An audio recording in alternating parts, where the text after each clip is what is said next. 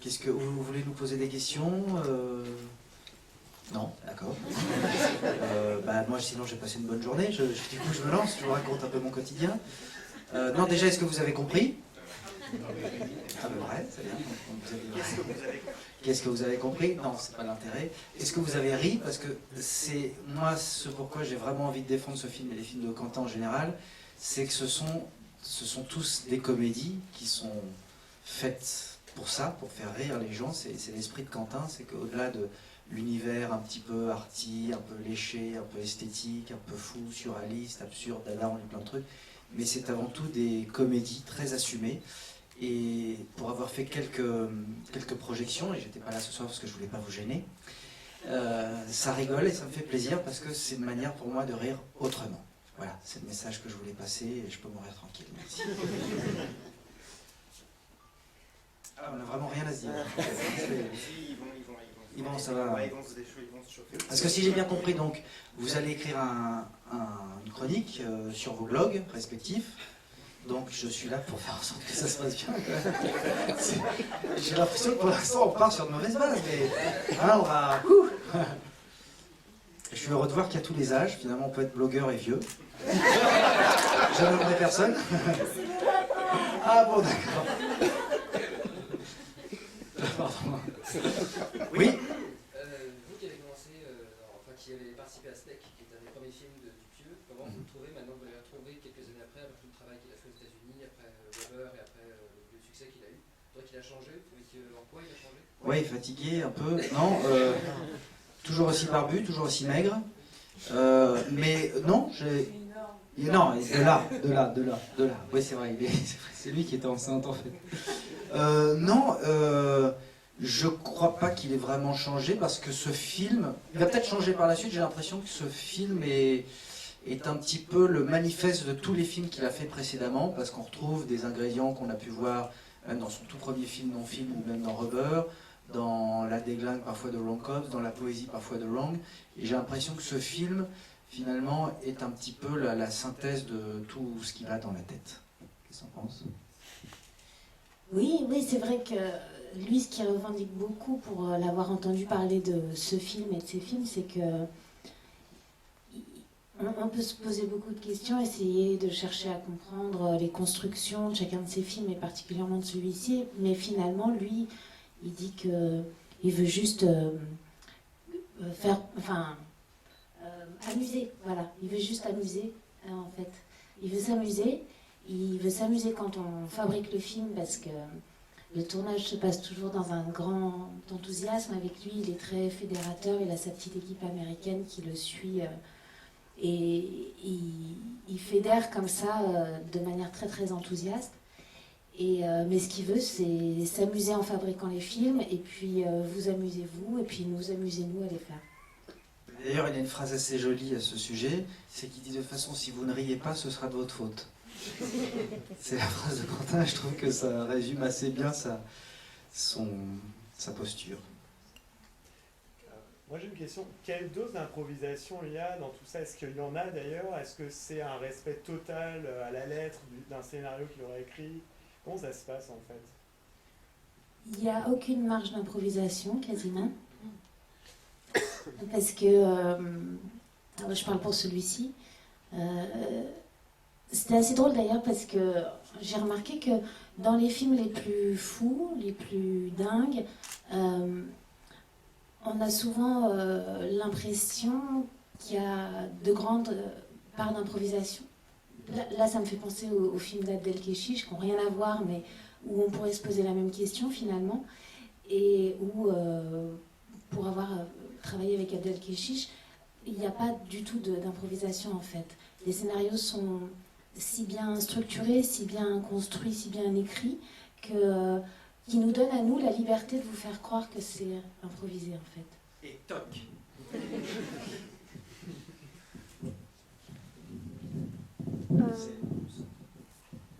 Oui. Juste, en tant qu'acteur, comment est-ce qu'on approche des personnages quand on a l'impression que leurs contours sont pas forcément si définis? Enfin, on comprend pas forcément le contexte, on comprend pas forcément les intentions de tout le monde. Enfin, à partir d'un scénario comme ça, comment est-ce qu'on travaille?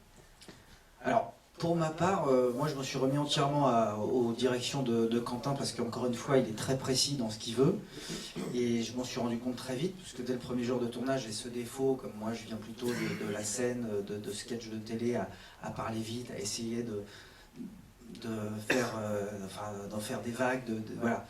Alors que le film existe et les situations sont drôles parce que justement c'est quand elles sont jouées de manière très sincère, réaliste, mais parce que la situation en elle-même est tellement absurde que c'est ce décalage qui va être intéressant. Et lui, il n'arrêtait pas de me dire dès le premier jour, non, on parle doucement, il faut que... Voilà, donc, pour être honnête, je ne vais pas dire que j'ai rien préparé, mais presque. J'y suis allé, d'abord je suis arrivé sur ce projet un petit peu au dernier moment, et je savais que, pour avoir lu aussi le scénario quelques années auparavant, parce qu'il faut savoir que c'est un scénario qu'il a fait travailler, je crois, 4-5 ans, depuis 4-5 ans, mais qui restait, qui revenait. Il attendait surtout d'avoir Alain pour le faire parce que c'était son souhait avant tout. Tout ça pour vous dire que, en ce qui me concerne, voilà, j'ai pas cherché à me dire voilà comment est le personnage.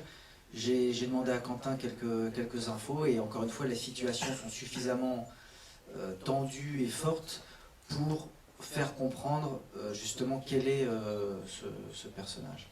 Ou alors je me suis totalement planté, ce qui est possible aussi. Puis même vous avez un personnage assez analytique qui est un peu... Moi, c'est le personnage qui ramène un peu tout au réel, donc c'est le personnage un peu moins fun que les autres, un peu qui castre en plus bien Jason. Mais c'est vrai que Quentin me l'a dit après, pour lui c'était mon personnage, c'était celui qui était qu'il avait le moins bien dessiné justement au stade de l'écriture, et il savait pas quoi faire vraiment avec ce personnage, si ce n'est qu'il l'avait déjà positionné dans l'histoire avec un job et tout ça, mais il savait pas encore comment l'attraper. Et il m'a dit après que c'est quand j'ai passé des essais pour le film et la proposition de jeu que je lui ai faite, qui ressemble à ce qu'il y a dans le film, au final, qu'il a dit ah bah ok, ça va être ça.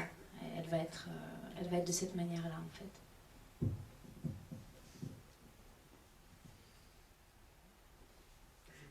Est-ce qu'il y a eu quelque chose de différent pour vous dans le fait que ce soit un tournage à l'étranger, aux États-Unis, non pas un tournage en France? Est-ce que vous avez trouvé des changements d'organisation, de comportement, de façon de bosser Tu as aimé, toi? Moi j'ai bouffé que des tacos. Ça fait 3 semaines de tacos, donc c'est pas cher, mais c'est dégueulasse au bout d'un moment. Non, pour être honnête, alors en fait c'est complètement fou quand on est un comédien en plus, moi j'ai fait 4 films et demi français, à se retrouver embarqué à Los Angeles sous les palmiers avec tout l'univers qui est décrit, parce que c'est quand même un film qui est un peu de mise en abîme du cinéma. Donc c'était, voilà, j'étais comme c'était pour moi, c'était Disneyland, mais pour les grands, quoi. Je m'en remets toujours pas. Donc c'était très agréable, voilà, tout simplement. Oui, bah, donc c'est un film qui n'a pas coûté beaucoup d'argent. Ou alors on ne sait pas. On a travaillé avec une petite équipe technique. Quentin, vous le savez sans doute, fait la caméra et la lumière de ses films. Et donc il a comme ça une équipe avec laquelle il travaille depuis plusieurs films là-bas, qui l'adore.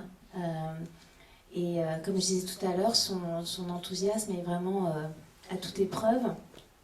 Et du coup, c'est un tournage qui est très vivant, très dynamique, et qui porte tout le monde vers le haut. En fait, on a tous envie de lui faire très très plaisir et d'arriver à chacun à faire ce qu'il attend de nous. En fait, donc c'est pas un tournage hollywoodien, on va dire. Ouais. Non, ce qu'il y a d'assez génial avec les films de Quentin, et les précédents sont là pour le dire aussi, c'est que Ron Cops, c'est Marilyn Manson qui l'appelle pour tourner avec lui. Ce film-là, il voulait tourner avec Chabat, mais parce que Chabat aussi voulait tourner avec lui.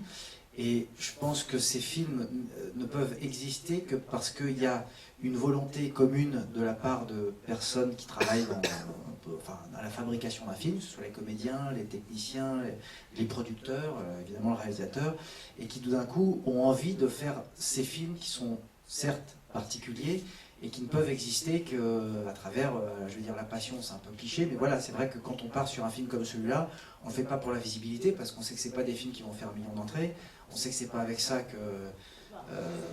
ou alors, merci à vous, vous êtes vraiment... on sait que c'est... Voilà, c'est pas des films où on gagne vraiment notre vie, tout le monde est payé pareil, mais en même temps, on se dit, on participe à un truc qui fait que c'est pas un film de plus. Voilà, c'est une proposition. Après, moi, j'entends tout à fait quand il y a des gens qui me disent, j'ai pas compris, je suis passé à côté. Mais ce qu'on peut pas reprocher à ce film, enfin, il est facile à démonter, mais on peut pas reprocher à ce film d'être une vraie tentative, d'être une vraie proposition. Et ça change un petit peu quand même de ce qu'on voit dans la comédie en France, qui par ailleurs, il y a des comédies populaires qui sont géniales, mais voilà, c'est génial de prendre des risques et finalement d'être la première comédie du 3e millénaire. Enfin, c'est une nouvelle version d'avoir de l'humour. On verra ça dans 1000 ans, mais je pense que c'est un classique. Vous, comment vous êtes retrouvés tous les deux sur le projet? Parce qu'on parle d'Alain Chabat pour peut-être que vous pouvez tourner avec un peu, mais comment vous êtes retrouvés là-bas?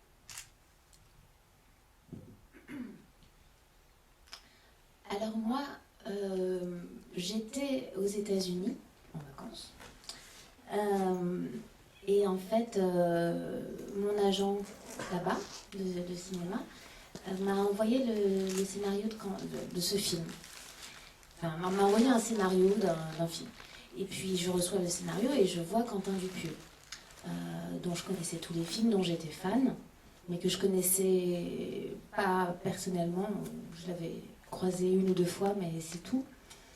Et quand j'ai eu ça entre les mains, je me suis dit waouh, j'adore déjà, mais je ne sais pas si Quentin sait que je vais lire le scénario. Enfin, je ne sais pas comment vous expliquer, mais comme ça m'arrivait par les États-Unis, j'étais pas sûre qu'il soit au courant que j'allais éventuellement passer des essais et qu'il veuille. Donc, enfin, vous voyez à peu près ce que je veux dire.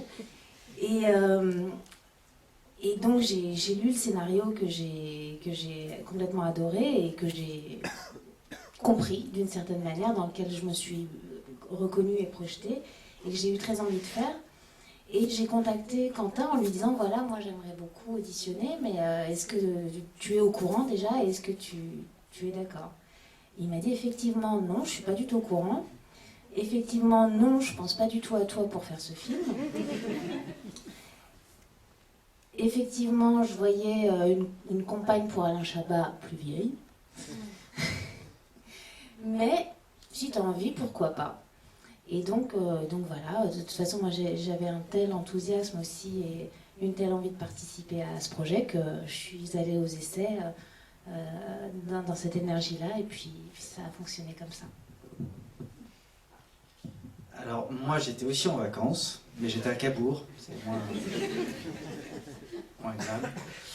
Et non, au départ, c'est vrai, il m'avait appelé en me disant, parce qu'il pensait à moi pour un autre rôle dans ce film, et puis il y a eu un concours de circonstances qui fait qu'il y a un comédien qui pouvait plus, et il m'a appelé 10 jours avant le tournage, en me disant, est-ce que tu veux faire le producteur, Bob Marshall? Et donc évidemment, ça tombait juste au moment de mon nouveau spectacle, donc c'était compliqué, ils ont dû un peu changer les dates. Mais enfin, j'ai pas réfléchi une seule seconde. De toute façon, moi, je l'ai toujours dit depuis Steak, même s'il s'agit de faire de la figure, même si je suis flou tout au fond de l'image, j'en suis. D'ailleurs, j'ai participé, je tiens à le dire, c'est mon 3e film avec Quentin, puisque j'ai fait la voix française de Jack Plotnick dans la version française de Rubber. Je tenais à remettre les choses en place. Les gens me disent, vous avez participé à 2 films de Quentin? Ben non, j'en ai fait 3. Non, et ce qu'il y a d'important, sans vous faire de la lèche, mais c'est vrai que c'est un film qui ne peut exister aussi qu'à travers un public qui est le public de Quentin, et on aimerait aussi élargir ce public. Et voilà, on compte vraiment aussi sur une communication un peu alternative, parce qu'on sait que c'est pas en faisant des grandes émissions où on va toucher ce public-là, et je pense que vous êtes vraiment les personnes les mieux placées pour donner envie à des spectateurs d'aller voir ce film, parce que c'est un film certes particulier, mais c'est une comédie, et le meilleur exemple, c'est que ma mère, qui a 75 ans, l'a vu avant-hier, et elle a ri. Donc vous pouvez même le conseiller à vos grands-parents. Ou vos parents pour certains. Ou vous-même d'ailleurs. Ou vos enfants, si vous êtes très beaux. Oui. Vous dites que c'est une comédie, qu'il veut amuser. Vous ne pensez pas justement qu'avec ce film, il y a d'autres intentions parce qu'il est beaucoup plus. Enfin, on sent moins l'intention. Ah, mais bien sûr. Non, mais comme dans... On couvre tous les festivals. Oui, c'est un très bon exemple. On a fait l'Alpe d'Huez, on nous disait qu'est-ce que vous faites là, vous êtes un film bizarre, fantastique, et à Jaramais on nous a dit bah, tiens une comédie. Donc c'est assez intéressant, mais je pense que c'est avant tout mais tous les films de Quentin encore une fois, enfin moi je les vois à chaque fois je me marre, dans Rubber il y a plein de moments où je suis mort de rire, dans Long Cops évidemment, Long peut-être d'accord, mais il y a évidemment des moments qui sont des situations qui sont tellement folles, tellement absurdes qu'elles sont là pour faire rire. À aucun moment on se dit on rit parce qu'on a de la peine ou quoi. C'est fait pour faire rire. Donc moi c'est ce qui m'intéresse, c'est justement, moi j'aime que ça, la comédie. Et je suis très heureux de voir des films populaires, je suis le meilleur client, mais je suis aussi très curieux de voir des films qui peuvent faire rire d'une manière un petit peu différente. Voilà.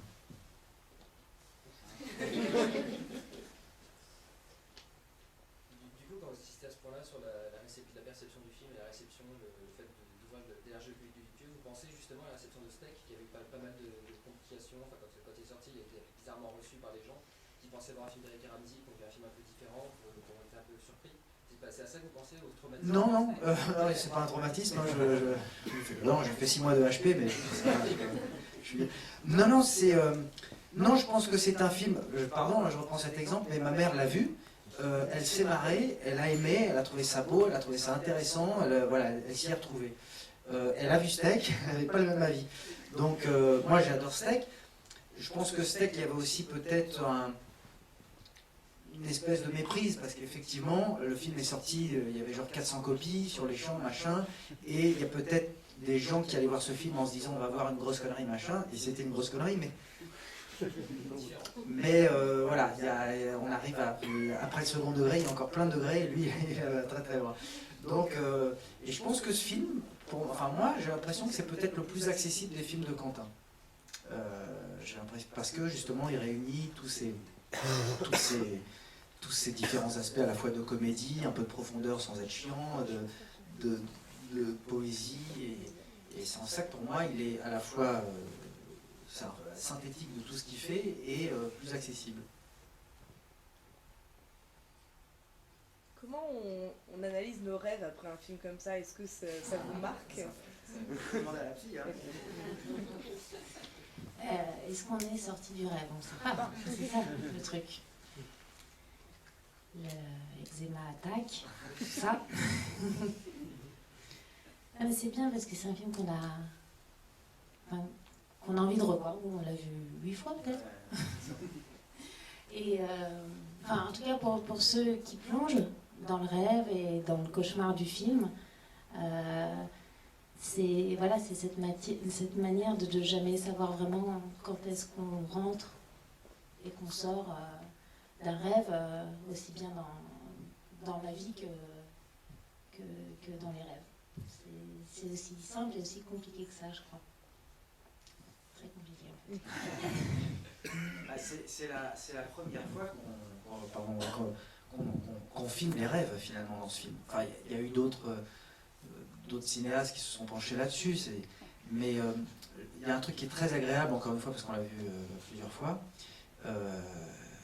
c'est que quand on le voit la deuxième fois, on essaie de comprendre à quel moment on passe d'un récit à l'autre, à quel moment il y a ce télescopage, voilà, et je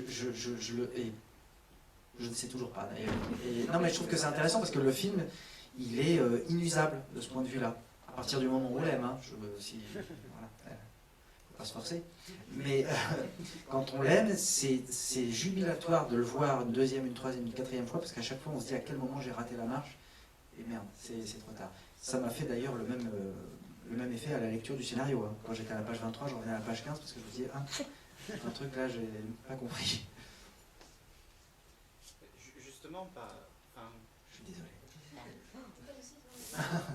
Par rapport à ce que vous disiez à l'instant, vous trouvez quand même que c'est son film le plus accessible? Alors que même en lisant c'est mon avis, hein. Après, évidemment, ce sont des films qui sont de toutes les façons qui sont particuliers, mais j'ai l'impression que cette espèce de... Moi, c'est un thème qui m'a toujours... c'est un thème obsessionnel chez Quentin, ce rapport de... je ne sais pas si vous avez vu son premier film, enfin, qui est un moyen-métrage, qui s'appelait Non-Film, où il y a ce personnage qui se lève et on lui explique qu'il est dans un film. Et voilà, c'est Truman Show, c'est voilà, il y a plein de choses comme ça. Ah, c'est dommage, on a perdu. Voilà, ce thème, moi, il m'obsède aussi parce que quand on travaille dans le spectacle, quand on aime le cinéma, je pense qu'il a une résonance. Il y a un autre film qui est génial, qui est un peu dans le même genre, c'est Le Magnifique avec Belmondo. Voilà, c'est quelque chose qui est d'abord extrêmement, enfin, très propice à la comédie parce que on ne sait pas à quel moment, finalement, et surtout aujourd'hui, puisqu'on parle de société du spectacle, c'est vraiment devenu un truc avec la télé-réalité, tout ça, enfin, je déborde un peu, mais c'est vrai que c'est quelque chose, on vit avec ça. À quel moment on vit sa vie pour soi, à quel moment on vit la vie pour les autres, donc on est dans le spectacle, donc on est dans autre chose, donc on est dans la représentation, donc on est dans un film. Et je trouve ça à la fois un peu angoissant et très très drôle, moi. Et en tous les cas, très enrichissant de se poser cette question-là. Mais c'est pas qu'un film intello, hein, oh putain. Je voudrais pas... Oui. Vous disiez tout à l'heure justement quand vous essayez un peu d'élargir son public, que ce soit déjà plus facile pour lui travailler parce qu'il travaille avec très peu de moyens. Mais est-ce que justement, est-ce que le succès, ça fait partie de son image justement un petit peu ce qui est bricolé? Est-ce que le succès finalement beaucoup public, vous n'avez pas peur que ça dénature finalement un peu son style tout simplement, sa façon de travailler? Est-ce que c'est possible? Alors, tout dépend à partir de quel chiffre vous parlez de succès, parce que très honnêtement, si on fait un succès, ce sera un bid pour certains autres films. Hein. Donc, non, on travaille dans une économie qui est différente, mais qui a une vraie réalité. C'est-à-dire que ces films-là, pourquoi il en est à son 5e aussi, c'est que même si ça fait pas énormément d'entrées, c'est que ce sont des films qui ne sont pas très chers à la base, qui sont vendus aussi à l'étranger, qui se sont constitués un public fidèle qui vient à chaque nouveau film. Donc, bon an, mal an, ces films, c'est pas un mec qui se fait plaisir et qui se dit bah, moi je m'en fous, si on ne comprend pas, je suis un génie, je fais ces films pour ça. Non, aujourd'hui on sait qu'il y a un public qui existe et donc il y a une vraie réalité à la fois artistique et économique. Et je trouve que c'est intéressant parce que c'est pas du foutage de gueule, c'est pas un mec qui dit je fais des films, voilà. Il y a un public qui existe et qui, voilà, évidemment on sait que, mais ça fait toujours plaisir si on se dit ce public il grandit et si on pouvait, voilà, devenir un peu plus visible, il n'y a pas une honte non plus à marcher, on n'est pas dans cette démarche-là. Donc voilà, si on fait comme qu'est-ce qu'on a fait au bon Dieu, c'est pas grave. Hein. On le fera pas, hein, ça c'est sûr. Justement, par rapport au public, est-ce que, puisque c'est tourné systématiquement aux États-Unis après Steak, est-ce que les Américains le reçoivent? Est-ce que, dans quelle mesure c'est distribué là-bas? Et est-ce qu'ils ont, vous avez des retours là-bas? Parce que moi, à Cabourg, c'est reçu de la même manière qu'ici, c'est-à-dire qu'il a une base de fans comme ici. Ces films sont donc achetés par les États-Unis, diffusés de manière confidentielle, on peut dire, mais malgré tout, et pas qu'aux États-Unis d'ailleurs. Enfin, donc malgré tout, il y a quand même, il y a malgré tout un côté universel de ces films et de son humour surtout, je pense, qui attrape les spectateurs qui ont envie d'être attrapés de cette manière-là, aussi bien ici que là-bas. Mais c'est vrai que c'est égal en fait. Et puis moi je trouve que c'est quand même le seul Français qui filme les États-Unis de cette manière-là, que beaucoup essayent et vraiment peu arrivent à attraper le désert dans Rubber de cette manière-là, cette ville de Los Angeles dans celui-ci. Il regarde bien les États-Unis et il sait bien attraper ce qui nous inspire nous en tant que spectateurs ou même lecteurs même. Quand on lit des romans qui se passent aux États-Unis, on a tout un imaginaire, une imagerie, même si on n'y est jamais allé. Et puis finalement, lui, je trouve qu'il arrive à faire ça avec sa caméra. Et puis, encore une fois, c'est pas des films tièdes. Moi, je suis super heureux quand j'assiste à des projections et il y en a des gens qui disent ça me passait totalement à côté, je suis pas rentré dedans très bien. Mais souvent, quand les gens aiment, c'est pas ouais, c'est cool, c'est pas mal. C'est voilà, c'est un truc qui est un peu fort, quoi. Et moi, j'aime aussi l'idée de participer à des films comme ceux-là qui sont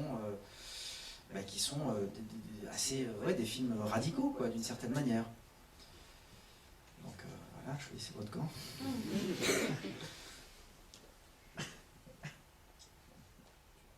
Oui. Non, elle travaille avec nous en fait. C'est une fausse. S'il n'y avait aucune question, elle faisait semblant. Peut-être plus pour Elodie qui apparemment a eu plus de temps de préparation pour le rôle, mais je sais pas, un peu plus de 10 jours peut-être. Ah oui, oui. Comment est-ce que Dupieux vous prépare au rôle? Est-ce qu'il vous demande de voir des films particuliers? Est-ce qu'il vous parle de personnages en particulier? Est-ce qu'il vous parle de références artistiques, genre-là? Est-ce qu'il a quelque chose pour l'aider à vous donner le film, ou est-ce que vraiment ça vient que de sa tête et il n'y a que ce qui est dans sa tête qui vous aide à... Déjà, il nous donne le scénar qui est un sacré morceau.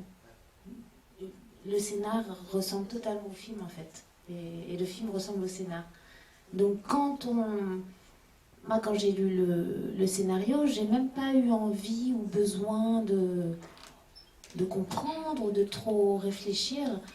J'ai vu que, voilà, en plus en aimant déjà le cinéma de Quentin, j'ai vu que ça me parlait, quoi, que chaque chose me faisait rire, que je voyais tout à fait comment il allait filmer d'une certaine manière avec sa patte, son point de vue, son regard. Donc finalement, pour nous c'est assez facile les acteurs quand on adhère et quand on a envie, un vrai élan quoi, de participer à un film. Donc on n'a pas besoin de préparer tant que ça. En plus lui il n'aborde pas du tout les trucs de manière psychologique. C'est pas son style et ça m'intéresse pas. Moi en plus c'est pas du tout la manière dont je travaille habituellement, de préparer de façon psychologique. Donc moi ce que j'aime pour chacun des films auxquels je participe, c'est vraiment m'adapter à la méthode de travail du réalisateur. Et là, sa méthode de travail, pour moi, c'est vraiment son enthousiasme. Et sa manière comme ça d'être content de ce qu'on lui propose, mais d'en vouloir toujours plus, mais comme ça dans un élan très très enthousiaste. Moi ça me porte beaucoup et c'est juste de cette manière-là que j'ai travaillé finalement sans non plus préparer. D'ailleurs quand il est content, j'ai remarqué souvent une prise, avant qu'on dise couper, il fait c'est bon. Non mais c'est très agréable parce qu'évidemment votre premier spectateur c'est le réalisateur et quand ça marche sur lui, on se dit déjà au moins voilà. Est-ce que du coup lui-même se revendique de quelque chose, parce qu'on sent une inspiration un peu Vidéodrome avec la cassette dans les entrailles du sanglier ou des choses genre-là, de Cronenberg, de choses comme ça? Est-ce que lui-même, sur le tournage, parle de référence ou dit on va faire ça comme dans tel film, quelque chose genre-là, ou c'est vraiment que ce qui l'inspire, que ce qu'il fait? Je crois que c'est des références secrètes. Et puis parfois il peut nous lâcher quelques petits indices quoi, qui créent une complicité. Mais en même temps, je crois que tu n'as même pas vraiment envie de savoir, de connaître sa recette. Parce que de toute façon, comme tous les grands cinéastes, même s'il y a plein de références, finalement, c'est la manière dont il bidouille et il sublime tout ce qu'ils ont avalé comme cinéma qui les a inspirés. Oui, enfin ce film, on parle de Vidéodrome, donc Cronenberg, évidemment, il y a des références qui viennent, Lynch, évidemment, Buñuel, oui, Spike Jonze, mais moi je vois aussi du Jean-Pierre Mocky. Non mais c'est vrai, il y a un esprit un peu déglingue même dans ses autres films. D'ailleurs je l'ai souvent dit, tu es à la croisée de Jean-Pierre Mocky de Cronenberg. Donc, mais il y a même du Walker Texas Ranger, hein, si vous regardez bien. C'est l'Amérique quoi, il y a du sable, il y a de la bottine. Donc, mais il y a toujours c'est évident chez un cinéaste, il a une culture, et ensuite tout ça est rentré dans sa tête, et ça fait une espèce de boubi-bouga, et justement c'est cette somme de plein de choses qu'il a reçues qui va ressortir, et justement c'est en fonction de la culture de chacun, de ce qu'il a forgé, ça va donner un résultat différent. Donc chercher à chaque fois des références, je pense qu'on peut le faire sur chaque film, mais finalement je me dis parfois c'est un peu dommage parce que ça résume, ça arrête un peu trop le truc, ça le circonscrit. En fait, il y a quand même des références à ses propres films. Vous l'avez vu. Aussi, ouais. C'est un erreur à se permettre.